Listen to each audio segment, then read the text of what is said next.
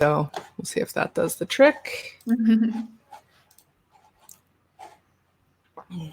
And here we are. I hope. Well, let's see if anybody could see us. I know that's the next question, right? All right, let's see. How do we find it? What'd you say? I'll just get the group open too so that I can see it. Yeah. Oh, there we are. Here we are. Okay, what's up, everybody? I'm going to pin this to the top so that people can see it better and find it. Because I've had people messaging me saying that they were looking in completely different groups for it. And I'm like, thanks a lot, you guys. Great. Great. So what is up? We already have Miro's here. He already hit the like. Martin Freebird is here too. So it's good to have you guys here. We'll give everybody a minute or two to join in. I don't know if we'll get any Aussies. Somebody we might need to go wake up Kylie. Yeah, it's not too bad a time of day. You might have some. I know. You never know. You never know. It would be too early for me, that's for sure. But so anyway, okay, there's okay, we got a few people in here. So welcome everybody. I am Stephanie, as you know, and everybody in here knows, sick of my face probably, but many of you also know Miss Emma Kate. I think she's this way. Are you this way? I gotta wait for the video feed to catch up so I can see if I'm right or not. But Miss Emma Kate here is going to share with us some of her tips and tricks. We're going to use her as our little guinea pig, and we're going to pick her brain and learn about some awesome content marketing things that she's been doing. So to start off, I think I'm just going to give a quick little primer on what I'm talking about when I say content marketing. One of the reasons I invited Emma to have this talk is because I followed her, and her work is really beautiful and she's really energetic and things. And so I signed up for her on her website and everything. And the emails that she sends out, there's so many emails. There's so much content. She's nonstop posting in her Facebook group. There's just so many pieces that are constantly coming out, so many pieces of content that are very appealing. They're professionally done. Like they're just, it's so good. And it's, to me, that is one of the most difficult things as an agency is to, I think a lot of us face this. The marketing of ourselves is one of the most difficult things. There's a mental or emotional block to part of it, but also just finding the time when we're inundated with client work. And this isn't, the cobbler's kids run barefoot, that, or whatever the other ones are, those corny expressions, but we're always victim of it. So let's find out a little bit what Miss Emma is doing in order to solve that problem. So before we dive into some of the questions I have for her and whatever questions you guys have, I thought maybe we'll just let her introduce herself a little bit and tell you what she's got going on lately. Okay, cool. Thank you. So I'm Emma Kate. I'm a graphic designer turned web designer, and now I mentor other graphic designers or even web designers who don't know how to build websites yet with WordPress, and teach them how to do that. So all my content marketing obviously is centered around that, and that being my target audience.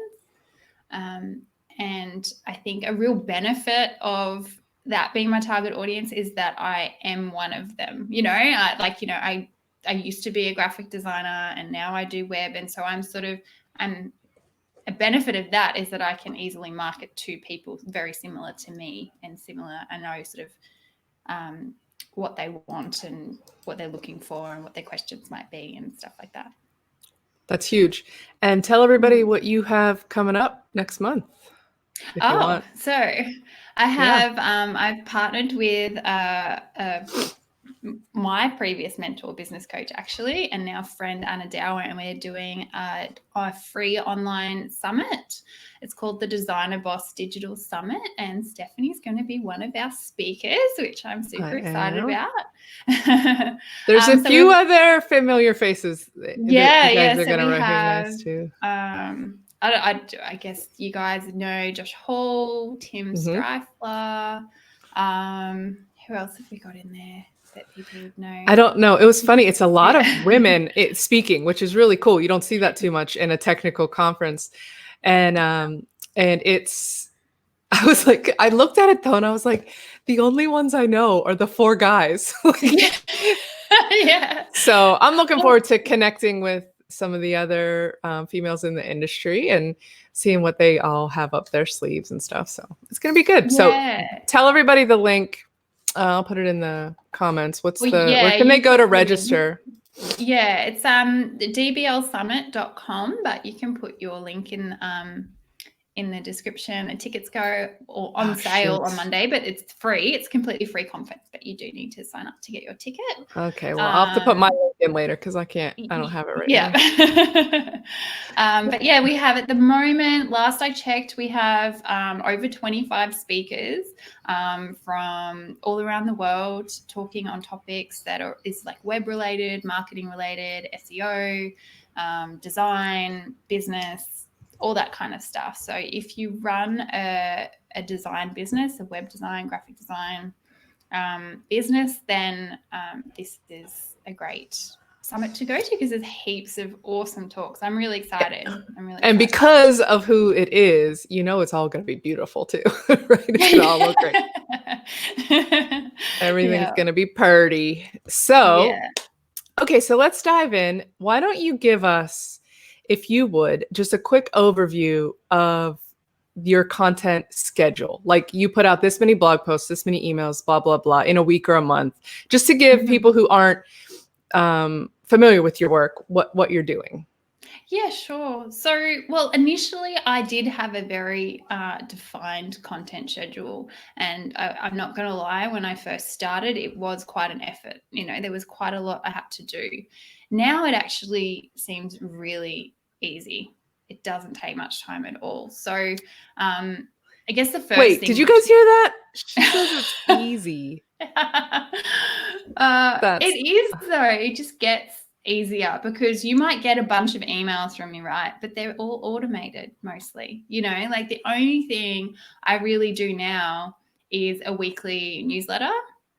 And then I take snippets from that weekly newsletter and post them on social media throughout the week. And that's pretty much all like my hands-on each week is. But you might get a lot of emails that because you've downloaded an opt-in like freebie or something like that, and then you go into a funnel and then you get all these emails. So it looks like I'm writing a bajillion emails every day, but I'm not. I did all that last year and they're just starting to filter out. So really my schedule now is I have my weekly newsletter that goes out on Tuesday called Web Boss Weekly, and it's just really a bunch of either freebies or tips or things that I've learned or what's on, like announcing the summit or a course that I'm launching or something like that, a podcast that I've done, sharing one of my blog posts or my freebies or something, or just something interesting like a cool link or tool that I've found online, and just sort of compiling that together takes me an hour. And then I send that once a week, and then I take snippets of that and just post it to Facebook. In case you missed it, hashtag why am I, whatever it is. Yeah, well, and I think I used to get a bit funny about repeating content, like, thinking I'm just like boring people with the same stuff on different channels. But what I realized is lots of people like maybe only check their emails or maybe only see it in the Facebook group. Chances are people aren't seeing it multiple times. And even if they are, it's kind of like another trigger because they might not have seen it, actually actioned it or read it fully the first time or something. So I think repurposing your content is like okay, that's a good tip. Repurpose your content. So it only takes you about an hour to generate your list of tips and things like that. You send an email, and then that gives you a post a day on Facebook or something. You get 4 or 5 things out of that. I probably only maybe get like 3, maybe 4 if I'm lucky. But the other times it's just I'm posting things that I find helpful, or, you know, sharing, you know, something someone else has posted that I think is helpful or something like that. Yeah.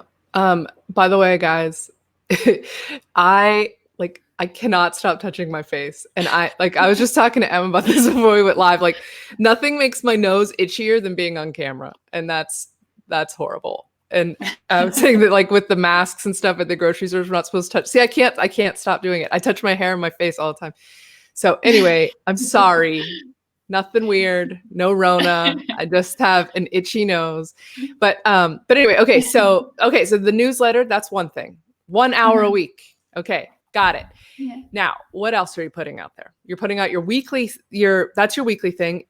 How many sales funnels do you have right now that have email sequences automated that are attached to them? I have 3, I think. I Okay. think I have more, but I've put them on pause because they didn't really perform and they're just more to maintain. So I have 3, and I think I'm just going to stick it to 3, leave it to 3. Okay, and those are downloads? Into one. So yeah, I have 3 sort of main opt-ins. They're PDF downloads, guide, checklist kind of things. And pretty much what happens is someone will download that freebie, get a pen and paper handy, and you guys can write down how my funnel works. So they download that freebie, they get their, so they opt in, and then they sign up to my list with that, and then they get emailed the freebie. And then a day later, they get like a bonus freebie that is one of my other freebies, which you might have got. And then after that, that funnel then goes into the main funnel that goes into my low paid offer. So I have these 3 funnels set up, but they all actually just go into the one thing. So it's not so much to maintain. The sequence is actually the same. It's just the first couple of emails are different. So you have 3 downloads, and then your funnel is, I mean, your sequence then is going toward a low dollar offer. Yeah, low paid offer, which at the moment, if you sign up, it's on pause because I'm redoing it. And I have been redoing it for a couple of months. So yeah, I haven't been.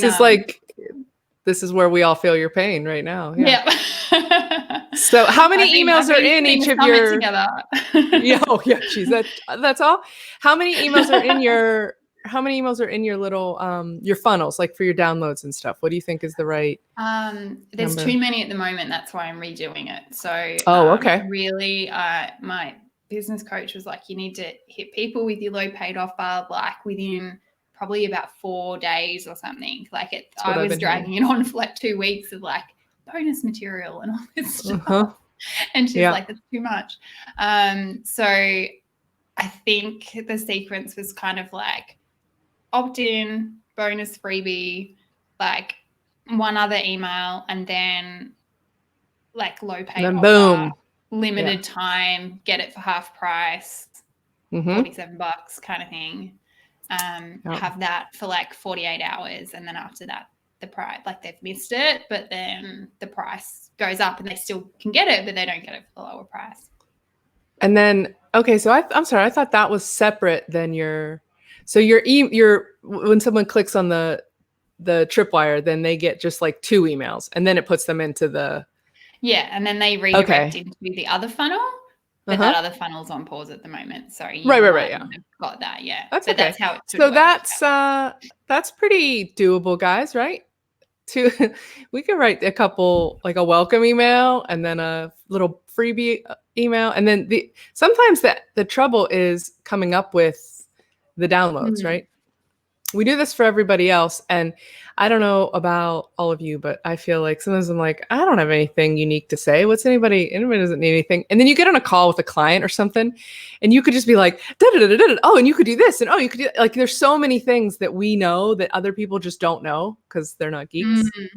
So, and when it comes to the technical implementation of all of this stuff, are you a Divi girl? I can't remember. Are you Elementor? Yeah. You're Divi.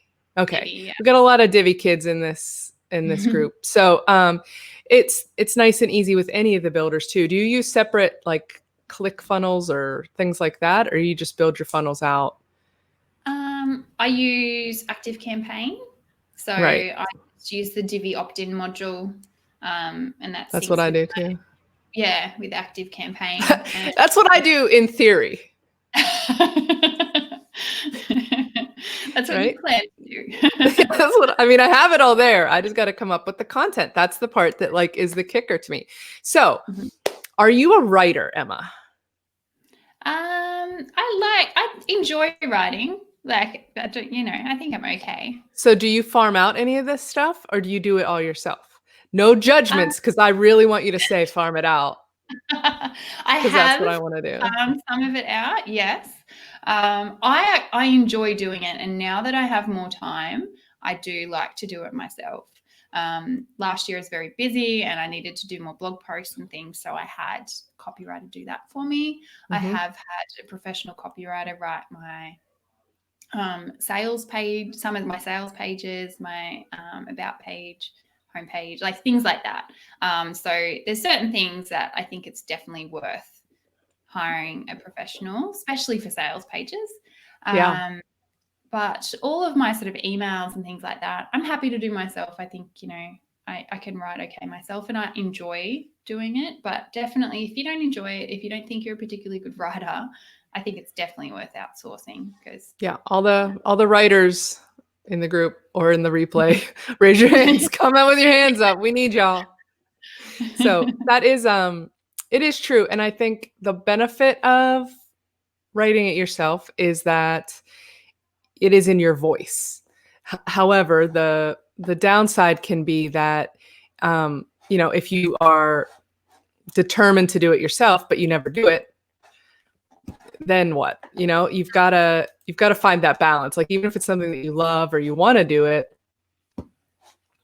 if you're not going to do it, like for me, I wouldn't mind, actually. Like, I like to do things in my voice. I like to communicate with people, but so far, no good. Like, I'm not doing it. So that's where I sort of start to think like, okay, maybe it's time to start thinking about farming this out. So anyway, okay. Let's see if anybody's got any. It go will ahead. sound like Please go. voice. Like if you find the right copywriter, they'll ask the right questions to make sure that they're using the slang and the terminology and all those little things that make you, and it'll make the writing sound like you. And that's something I've really found a difference between, there's copywriters and there's copywriters.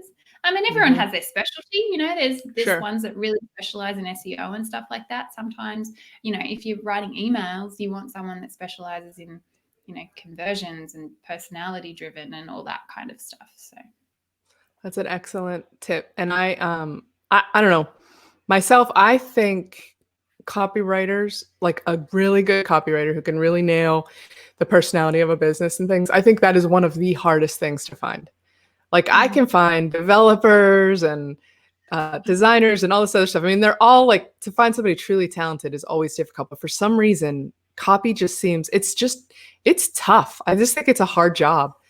So anyway, okay. So a lot of what you're doing does involve copy. So for your lead magnets and things, there are a lot of like checklists for like, what's an example of one of your checklists? I know I've downloaded probably all of them because I'm a little stalker. So I have a pre-flight checklist, which is like my pretty much everything I go through before I launch a website. So that's one. There's one that's like a roadmap of like my process from start to finish. And then there's another one that's like the Dummies Dictionary of WordPress website terminology. Oh, I don't have that one. That's brilliant. So you guys, you know it all. So it depends what level that you're sort of at, I guess, For sure. But that's a perfect example. Like, if you're watching right now, if you don't know those things, then go sign up and download them. But if you do know those things, if you do already have a pre-flight checklist, then hey, maybe that's something, right? I mean, now we're not all targeting other WordPress people. So that's where Emma has the, she's tuned into her, like, her sweet spot of things that she knows her customer. She knows who she's going for. So who did you start building websites for when you were just building websites? Just small businesses, just sort of mainly referrals and who you found and who found you and all that, friends of friends initially, yeah. and then and then I'd have some clients that were like overseas, or people even in different places in Australia that I've never met, and I'd work for them because I did graphic design too. So I did graphic design and then we'd build them a website, and so I did that for many years, and had designer friends outsourcing the development of websites to me because they didn't know how to do it. They could design, but they didn't know how to do websites. So that's what sort of prompted me to start teaching other designers how to do it. That's so brilliant. So guys, look for holes in the market, right? Look for people that you know. So those weren't her customers. Those were her colleagues. And she realized that there was a gap there, that there was something that she had figured out and she could help people, right? That's the other beautiful thing. It's like when you start with helping, then it can grow into something that's really comes from the right motivation. You can make some good things happen. So now I know you had mentioned, you sent me some notes ahead of time, and you had mentioned another thing that I wanted to think. Oh, your Facebook group. Can you talk a little bit about how your Facebook group has helped your business? Yeah. Highly recommend a Facebook group. You probably, you know. So it's what I love about Facebook groups, I think, is that they're more natural. Like, I think there's just like, you can just kind of be a bit more casual in them, compared to emails can start seeming a little bit salesy sometimes, I guess. But Facebook groups, it's been great for me as like a real non-confrontational way of saying, oh, come join my group, rather than go sign up to my list. Like, it's a different kind of vibe. And I found it's been really beneficial just to create relationships with potential students and people that eventually become students of mine. And doing Facebook Lives has been really powerful. Asking, and you probably, do a similar thing. You sort of do Facebook Lives about topics that your audience would be interested in. And so I would just, realize I'd get asked all these sort of questions in the group. They'd come up kind of often, and I'd be like, well, I'll do a Facebook Live on that, and then I can like share it with everyone. It's easier for me than actually answering all those questions individually anyway. And so that really helped. I found Facebook Lives really powerful. And so I started this group, but this isn't a customer group. This is more for networking and helping each other. And the idea was to start talking about the business type of things. Because, there's a million groups to talk about plugins and Divi and Elementor and all these other things, right? So where do you go to just talk about like what's going on in your business and things like this? Like there's funnel packs groups and all of that too, but like to talk to somebody and say like, what are you doing and how are you doing it? That's what I wanted this place to be. So it is different than a client group. And I do have another group that is targeted toward my target niche. And I will say like my challenge is, and this is what I was terrified when I started this group too. It's how do you start it? Once you're rolling, it's awesome. But like, how do you convince someone to join your group that has 4 people in it? And 2 of them are one is your business page and the other one is like your mom, it's like, and some friend that you just convinced to come in. How do you get, that's the trickiest thing to me about a Facebook group. Did you face that? Not really. I had a group. The group actually was already set up with a whole bunch of web designer, web developer friends, marketing consultants, people like that in it. It was, there was like 15 of us. There wasn't many people.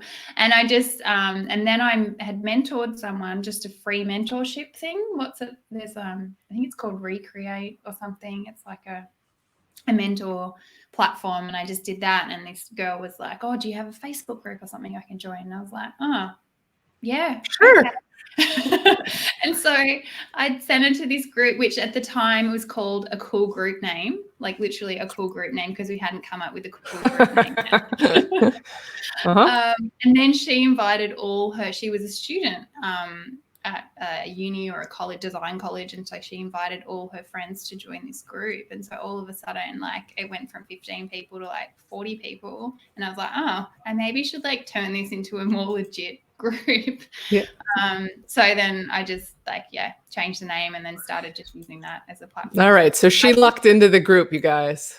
I had the intention of doing the group, but yeah, I lucked in that way. Absolutely. I think those are the best ones, though. It's tough to sometimes, because when it comes to the social components of things, you can't, it's like you almost just can't force it. You can't plan it. But okay, so you also said that you do a you have a CTA to your Facebook group. Is something you mentioned, and I don't know what that means. Oh, sorry, call to action. No, I know what a CTA is. Oh. Thank you, though. I appreciate it for not. I appreciate you not rolling your eyes when you thought that I didn't know what a CTA was. I say Aussie stuff all the time, and students are like, "What are you on about?" So I know. Your American students do not say, "What are you on about?" That's not true. We don't say that. Anyway, okay, so you have a CTA to get people to join your group, or you have a CTA? Okay, that's what it was. Okay, well, so there's a perfect thing to do. Yeah. So I have a CTA to like at the final page of my opt-ins saying like you want to come join the group kind of thing. Yeah. And then, but also when people join my group, I ask them a couple of questions just to find out, are they a graphic designer, web designer, what are they struggling with, that kind of thing, which is, I highly recommend having those questions because it gives me such a good idea of what people are struggling with or what questions they might have, and really gives me ideas for like different opt-ins or blogs or things like that I can write. So that's been super valuable. But I also, one of the questions is, do you want to join my list? Do you want freebies and join my email list, blah, blah, blah. Put your email here if you want to. They don't have to. Some people don't. I didn't even think of that. I didn't either until someone mentioned it. And now I get so many more people on my list. Probably, 80% of people. Actually, I may have signed up that way. Maybe. Because I thought that was such a good idea. I kind of forgot about that. So that's a great idea. I tell you what else I do is I take everyone who joins the group and either of my groups, and I have a spreadsheet that tracks the answers to the questions, because as they come in and you just approve them, you could start to lose track. And then I sort of started to realize, I was looking at it and it was like, we are a group primarily of marketers in this group. It's a ton of web people, copywriters, some designers, some VAs. It's people that, we're not dummies in the industry. We know marketing. And yet, like, I think 80% of the people here, one of the top things they are struggling with is marketing for themselves, not for their clients. So that was really insightful. And it's a way to, give much more value once you can start to see those patterns. That's huge. Absolutely. So you guys, we're going to wrap up in a minute, but if you guys have any questions for Emma that you'd like to ask, you can put them in the chat there. In the Facebook, I just got a message that says, "Where's the replay?" So if they're watching, they're loving it so much that they already want to watch again. Emma, they love you. And by the way, you guys, Emma got up early in the morning for this. She's of course in Australia, and it's 7 a.m., 7:30. 8:30 now. Yeah. So 8:30. Okay. Early. Not like I'm such a quintessential night owl, though, that just seems horrible. But we are a global family in this group, though. So this is sort of the basic time of day that we found that we can sort of span the globe and find most people that are awake if they're not caffeinated yet or whatever. So we've got some people here in the live feed that are coming from the UK and stuff too. So it's late at night there for them. So we're super glad to have everybody here. And Nancy would like to tell you that she loves your glasses. Oh, thank you. You need to tell my boyfriend that, because he hates them. And I tried on a million ones the other day. And I'm like, these are the cheapest ones you get at the store. And I'm trying on like the $200 pairs. And I'm like, nah, I like the $39 pair. I'm sticking with them. Well, hey, they're a hit in this group. So is there anything that I haven't asked you that you think would be of benefit to these folks? I wish As I far had as your process. that I Oh, wrote. I know. There's one other thing that I remember. And as a little teaser, we're going to compile a list of some tools that both Emma and I use, and some of the things that she uses and some of the things I do. We're going to have that as a little PDF that I'm going to post with the replay, so you guys can have a little checklist for that. And and you will most likely not be getting an automated email sequence after it because I haven't done it yet. But one of these days. So the thing I wanted to ask you about, this is one of your bullets that you sent me in your email. It says, I know I needed help getting my butt into gear and getting all this done. So in the early days, I hired a business coach to keep me on track. Without her, it would have taken so much longer. This is something that I really believe in too. And I think a lot of times it's a tough pill to swallow because it can be expensive and it can be painful to do the stuff. But I would love it if you just share a little bit about your experience and how you went about finding a person that worked well with you. Yeah, sure. So I've had different business coaches over the years, but the best one I found that was perfect for me, she is she's a graphic designer turned mentor as well. So she was fully into she knew exactly where I was coming from. Her target market is exactly my target market. She was out there doing what I wanted to do. She was selling e-courses. Perfect. She was teaching designers. I was in her sales funnel, got her emails, and I was like, this is what I want. Like, she is the one for me. I don't care how much she costs. And she wasn't like crazy expensive. She was, pretty average, really. Pricing wise, I should have paid a lot more, I think. But she was great in that, like a lot of the time with business coaches, I find they kind of tell you what you already know. They're just reaffirming it and giving you kind of permission to like go for it. So I think that was the biggest benefit. That's a super interesting.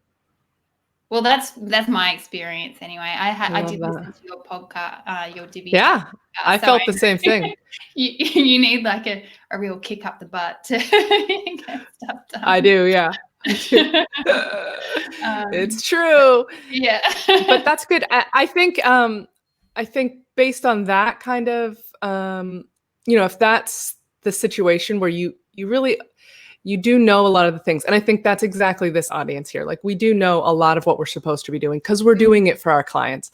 So, which is different than like, somebody who's selling lawn care or something like that, right? It's completely different to market yourself. But if you're in marketing, the things, it's just tough to do. So a possible low-cost option that I wish I would have mentioned in that Divi Chat episode is to find a colleague, like an accountability buddy or a mentor or something like that where you guys can just have check-ins and things.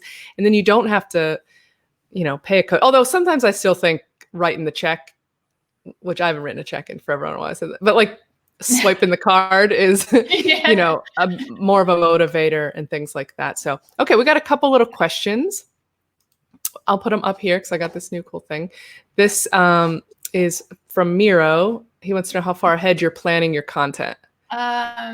Like a day. Okay, good. See, that makes us feel better. Yeah, honestly, it's so informal what I do now. Like, I have ideas in my head for like funnels and things like that. But as far as like my weekly newsletter, posts on Facebook, stuff like that, I have like a Trello board set up where I'll just dump stuff that I find that I think is cool that I could share, or have an idea. And so I might refer to that. Or like on the Monday when I'm making the email for the Tuesday, I'll just go, oh yeah, that's cool, and like pull little things out and pop them in my newsletter, and usually make it sort of relevant to if I have a certain course I'm about to launch or something like that. I'll try to get stuff that's kind of relevant to that thing I'm going down. But yeah, I don't plan much in advance. I did last year, and I just find it really boring. I prefer to be a bit more impulsive about it, I guess. Nice, me too. But I wish I wasn't. Okay, and a related question from Nancy again. Do you use a content calendar? Or do you just loosey-goosey it? Not now. I sort of have one there. If I ever am planning like a launch or something like that, I will use it. And I just use Trello. You can do the calendar view in Trello. You can set up things. So I just use that. I find that's easy enough for me. However, I'm sure that there's better options out there. But yeah, I definitely do that if I'm planning a launch and I have, a challenge and a webinar and, things like that. Yeah. Okay, that makes sense. When you've got stuff that has to hit certain milestones or hit points, then that. I do posts at these days, and I've got to send this email out on these days, so I'll plan it out there. But yeah, brilliant. Yeah. Next question: what kind of tracking do you do in Active Campaign or not? I don't know what that. Michael, what does that mean? What kind of tracking? Michael always asks complicated questions. He's an SEO guy, so his brain works differently than all the rest of ours. Yeah. So do you address your list a lot? Do you clean it a lot and segment it and change it and cull it and do all that, or you just let the emails roll in and you just pump the? I think I've only done that once because I don't have a massive list. I'm like I think I'm like 1,400 now. When I was getting to that 1,000 threshold and I was going to have to pay for the high level of Active Campaign, I did a list clean to try and avoid having to pay more for a while. But that's the only time I've done it. To be honest, I don't really know how it works that much. Like I'm not an expert at it. Oh, he said like track your open rates and things like that. Okay. Oh, I do check sometimes. Michael, what's like the industry standard and what's the best what's our goals? Do you know what you get? What's your percentage? I want to say it's like if you get like 3% click rates, it's great. Yeah, I've heard stuff like that. Yeah. Oh, I lost your first thing. Yeah. See, this is why we need all different kinds of brain types to come together and figure this stuff out, right? Okay. While we're waiting for Michael, how many sort of, how much interaction do I get? He said, "Oh, come on." Here's his response. "Oh, come on." Okay. All right. So here's one more. How many launches do you do per year? And how many low and high cost? This is Martin Freebird. Sure. So I was doing. So I only started this beginning of last year. So I've been doing it for a long time. I launched my first course like March last year, and so I did 3 launches of that course last year, and then one more of the next level course that I put together. And then this year, I've kind of done it differently because COVID sort of threw a bit of a spanner in the works. So I've actually turned. I'm sorry, threw a what? Oh, is that an Aussie thing? Spanner in the works. A spanner? In the works. Yeah. I don't know what a spanner is. It just means. We call it a monkey wrench here, which is a lot. It's less cute. Threw a monkey wrench in the works then? Is that a saying? It's like, yeah, it's threw a monkey wrench into things. I don't know. It doesn't make any sense. Yeah, I gotcha.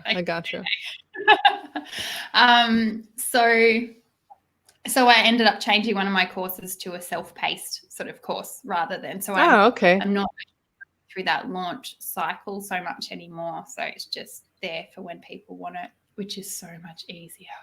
So much better. Oh, nice. That's good to know. Yeah. Just the self-paced, like a drip course. So it's rather like usually when I do my launches, it's like a group intake and we go through and we do weekly coaching calls and it's okay. I turned one of those courses into you just get instant access to it and there's no to the whole thing. Coaching courses. Courses. So you can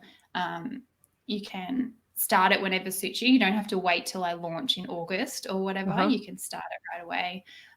So to answer your question, I don't do like launches as such anymore, really. Gotcha. Okay. Yeah.